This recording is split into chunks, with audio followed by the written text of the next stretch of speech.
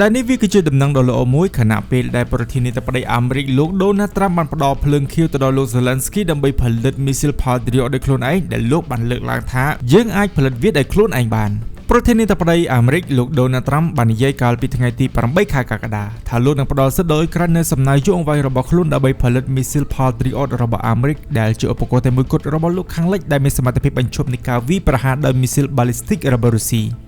មីស៊ីល Patriot ដែលបានដើរតួនាទីយ៉ាងសំខាន់នៅក្នុងការការពារក្របរបស់អ៊ុយក្រែននៅពេលដែលទីក្រុងគៀវអាចទិញវាបាននៅក្នុងបរិមាណគ្រប់គ្រាន់ប៉ុន្តែនៅក្នុងពិភពលោកមួយដែលអ៊ុយក្រែនត្រូវការមីស៊ីលដើម្បីការពារការប្រឆាំងទៅនឹងរុស្ស៊ីហើយមជ្ឈមណ្ឌលក៏ត្រូវការវាដើម្បីការពារប្រឆាំងទៅនឹងប្រទេសអ៊ីរ៉ង់ការផលិតរបស់អាមេរិកបានបរាជ័យនៅក្នុងការពង្រីកដើម្បីបំពេញតម្រូវការនោះទីក្រុងមូស្គូបានឆ្លៀតឱកាសអំពីស្ថានភាពនោះដោយបើកការវាយប្រហារដោយមីស៊ីល Ballistic ម្ដងហើយម្ដងទៀតប្រឆាំងទៅនឹងជនស៊ីវិលនៅក្នុងទីក្រុងគៀវលោក Donald Trump បានថ្លែងនៅក្នុងអំឡុងសន្និសីទសារព័ត៌មានមួយនៅឯកិច្ចប្រជុំកំពូល NATO នៅក្នុងប្រទេសទូគីថាយើងនឹងផ្ដល់អាជ្ញាប័ណ្ណដល់អ្នកដើម្បីផលិតមីស៊ីល Patriot តាមវិធីនេះអ្នកមិនអាចត្អូញត្អែថាយើងមិនផ្ដល់ឲ្យអ្នកគ្រប់គ្រាន់នោះទេចូលធ្វើវាដោយខ្លួនឯងដែលនេះគឺជាអ្វីដែលគាត់បានបន្ថែមគណៈពេលដែលលោក Donald Trump ក្រោយមកបានបង្ហាញអំពីទំនុកចិត្តថាអ៊ុយក្រែនអាចផលិតមីស៊ីលបានយ៉ាងឆាប់រហ័សដែលលោកក៏បាននិយាយផងដែរថាលោកមិនបានសម្របសម្រួលជាមួយនឹងក្រុមហ៊ុន Lockheed Martin នៅមុនពេលដែលមានការប្រកាសនេះនោះទេប្រធានាធិបតីរុស្ស៊ីលោក Vladimir Putin បានអំពាវនាវឲ្យមានការឧបត្ថម្ភធនប្រេងឥន្ធនៈនៅតំបន់គ្រីមៀខណៈពេលដែលអ៊ុយក្រែនបានវាយប្រហារទៅលើកូននាវាស្រមោលជាថ្មីម្ដងទៀត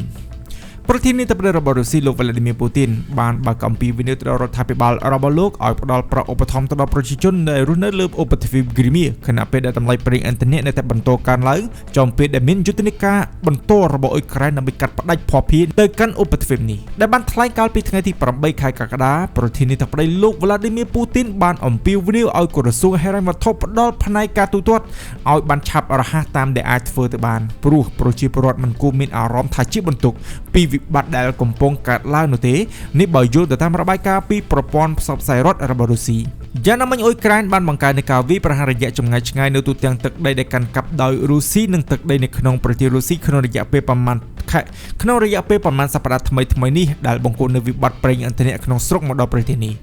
តំបន់គ្រីមៀបានរងការវាយប្រហារយ៉ាងខ្លាំងដោយឧបទ្វីបនេះស្ថិតនៅក្រោមការលំព័ទ្ធយ៉ាងមានប្រសិទ្ធភាពពីយន្តហោះគ្មានមនុស្សបើករបស់អ៊ុយក្រែនដែលបានកំណត់គោលដៅទៅលើផ្លូវដឹកជញ្ជូននិងហេដ្ឋារចនាសម្ព័ន្ធអគ្គិសនី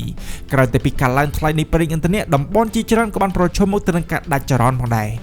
នៅថ្ងៃដដែលនោះលោកពូទីនបានថ្លែងសន្ទរកថារដ្ឋាភិបាលរុស្ស៊ីបានប្រកាសថាខ្លួននឹងហាមឃាត់ការនាំចេញប្រេងម៉ាស៊ូតយ៉ាងហោចណាស់រហូតដល់ចុងខែនេះបើយល់ទៅតាមប្រព័ន្ធផ្សព្វផ្សាយ RIA Novosti ដែលគ្រប់គ្រងដោយរដ្ឋបាលរបស់រុស្ស៊ីតំណាងរដ្ឋាភិបាលរបស់រុស្ស៊ីនៅទីក្រុង Sevastopol លោក Michael Ravozayev បានប្រកាសកាលពីថ្ងៃទី8 ខែកក្កដាថាកិច្ចខិតខំប្រឹងប្រែងដ៏ធំសម្បើមដែលពាក់ព័ន្ធទៅនឹងយោធាកំពុងដំណើរការដើម្បីកាត់បន្ថយវិបត្តិនេះប៉ុន្តែស្ថានភាពមិនទាន់វិលមករកភាពប្រក្រតីវិញនៅឡើយនោះទេលោកបានបន្ថែមថាជាឧទាហរណ៍ទីក្រុង Sevastopol ទទួលបានត្រឹមតែ 1/3 នៃតម្រូវការប្រេងឥន្ធនៈប្រចាំថ្ងៃរបស់ខ្លួនជាមធ្យមបើទោះបីជាមានការសន្យារបស់លោកពូទីនក៏ដោយក៏ប្រជាជនរុស្ស៊ីនៅលើបណ្ដាញសង្គមមិនទាន់មានការអបអរចំពោះព័ត៌មាននេះនៅឡើយនោះទេអ្នកប្រើប្រាស់បណ្ដាញ Telegram បានបង្ហាញថារថយន្តគួរតែហោះហើរហើយបានឥឡូវនេះប៉ុន្តែយើងគ្រាន់តែបន្តធ្វើដំណើរត្រឡប់ទៅកាន់អតីតកាលវិញតែប៉ុណ្ណោះខណៈពេលដែលប្រជាជននៅក្នុងតំបន់គ្រីមៀផ្សេងទៀតបានសរសេរនៅលើបណ្ដាញ Telegram ថាតើមានការសម្រេចចិត្តអ្វីខ្លះអំពីការផ្គត់ផ្គង់ថាមពលទៅកាន់ឧបទ្វីបនេះប្រជាជនគ្មានអគ្គិសនីនិងទឹកប្រើប្រាស់រហូតដល់រយៈពេល4ថ្ងៃហើយគិតមកទល់ពេលនេះបន្ថែមពីលើបញ្ហារបស់វិមានក្រុមឡើងយុទ្ធនាការយន្តហោះគ្មានមនុស្សបើករបស់អ៊ុយក្រែននៅក្នុងសប្តាហ៍នេះបានចាប់ផ្ដើមកំណត់គោលដៅលើនាវាដឹកប្រេងរបស់រុស្ស៊ីដែលត្រូវបានប្រើប្រាស់ដើម្បីដឹកជញ្ជូនប្រេងទៅកាន់តំបន់គ្រីមៀដោយបានទទួលនូវលទ្ធផលដ៏អាក្រក់នៅក្នុងរយៈពេល3យប់យន្តហោះគ្មានមនុស្សបើករយៈចម្ងាយឆ្ងាយរបស់អ៊ុយក្រែនបានវាយប្រហារនាវាដឹកប្រេងនាវាដឹកទំនិញនិងនាវាពិសេសចំនួន35គ្រឿងនៅក្នុងសមុទ្រអេហ្សូវនេះបើយោងទៅតាមរបាយការណ៍របស់មេបញ្ជាការកងកម្លាំងប្រព័ន្ធគ្មានមនុស្សបើករបស់អ៊ុយក្រែនលោក Robert Brovdy ដែលត្រូវបានគេស្គាល់ដោយឈ្មោះហៅក្រៅថា Medjak នៅថ្ងៃទី9 ខែកក្កដានេះនាវាដឹកប្រេងចំនួន14គ្រឿងត្រូវបានវាយប្រហារនៅថ្ងៃទី9ហើយនៅយប់នេះនាវា8គ្រឿងផ្សេងទៀតក៏បានវាយប្រហារលោក Medjak បាននិយាយនៅ ក្នុងសារមួយនៅលើបណ្ដាញសង្គមថាវងដង្កូវស្រមោលកំពុងតែស្ដាងទៅហើយលោក Zehi Guzen ដែលជាប្រធានមជ្ឈមណ្ឌលសន្តិសុខនិងសហប្រតិបត្តិការអ៊ុយក្រែននិងជាអ្នកវិភាគយោធានិងជាអ្នកនយោបាយដ៏ជំនាញខាងសន្តិសុខជាតិគោលនយោបាយការពារជាតិនិងយុទ្ធសាស្ត្ររុស្ស៊ីបានប្រាប់មកកាន់ការសែតគឺ Independent ថា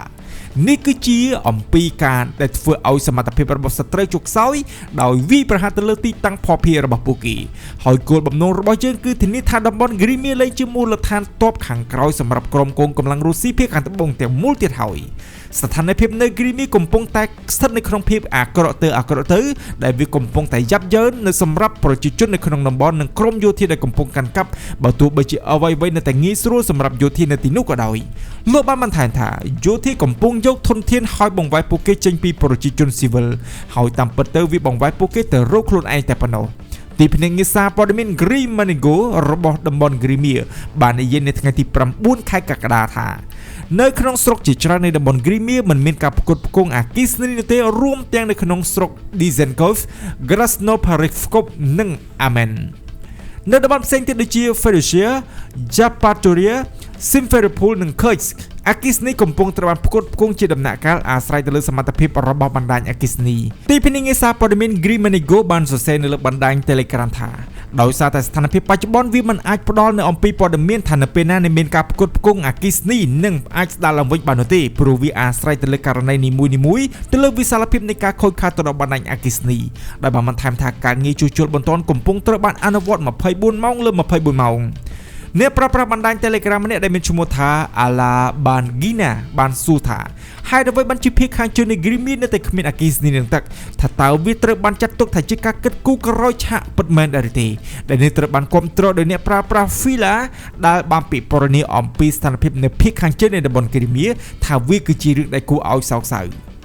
គាត់បានសរសេរថាមនុស្សដែលត្រូវបានទុកចោលដោយគ្មានការចាំបាច់ទាំងអស់គ្មានអគ្គិសនីគ្មានទឹកគ្មានរបស់តូចៗដែលធ្លាប់ស្គាល់និងសំខាន់គឺបានបង្កើតជីវិតធម្មតា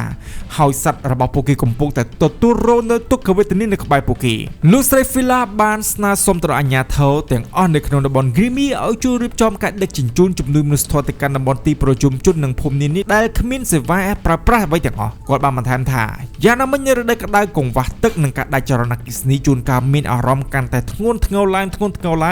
ហើយរឿងទាំងនេះបានធ្វើឲ្យស្ថានភាពកាន់តែជូរចត់ដែលនេះមិនមែនគ្រាន់តែជាជំនួយនោះទេវាជាសញ្ញាមួយដែលបង្ហាញថាគ្មាននរណាម្នាក់ត្រូវបានគេបោះបង់ចោលនោះទេថាមនុស្សម្នាក់ត្រូវបានគេចងចាំនិងយកចិត្តទុកដាក់ជាទីបំផុតគណៈបេក្ខការវាប្រហារក៏ដូចជាការកាត់ផ្តាច់នៅភស្តុភាររបស់រុស្ស៊ីនៅក្នុងតំបន់ Crimea ដែលបានកំណត់គោលដៅដោយកងកម្លាំងប្រព័ន្ធគ្មានមន្តបាលរបស់អ៊ុយក្រែនបានធ្វើឲ្យអាជ្ញាធររបស់រុស្ស៊ីនៅក្នុងតំបន់ Crimea កាន់តែពិបាកសម្រាប់ការដឹកជញ្ជូនទាំងជំនួយភស្តុភារប្រេងឥន្ធនៈក៏ដូចជាអ្វីដែលជាជំនួយរដ្ឋបាលសម្រាប់រដ្ឋាភិបាលរុស្ស៊ីទៅដល់ប្រជាជននៅក្នុងតំបន់នេះនៅក្នុងតំបន់ Crimea ក្នុងពេលបច្ចុប្បន្នកំពុងតែស្ថិតនៅក្នុងភាពអាសន្នដែលកង្វះខាតទាំងអគ្គិសនីទាំងប្រេងឥន្ធនៈក៏ដូចជារបស់ប្រើប្រាស់ប្រចាំថ្ងៃផងដែរយោធារបស់រុស្ស៊ីនៅក្នុងតំបន់ Crimea កំពុងតែស្ថិតនៅក្នុងភាពប្រកាសអាសន្ន